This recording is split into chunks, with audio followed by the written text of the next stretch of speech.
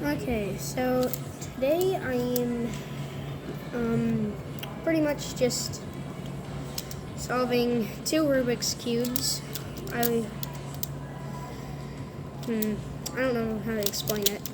I'm not like a professional cuber dude, but I like cubing. I like messing around with cubes.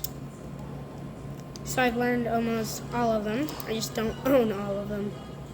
I haven't learned square one yet, but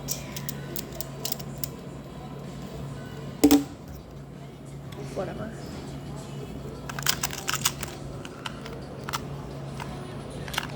I'm done.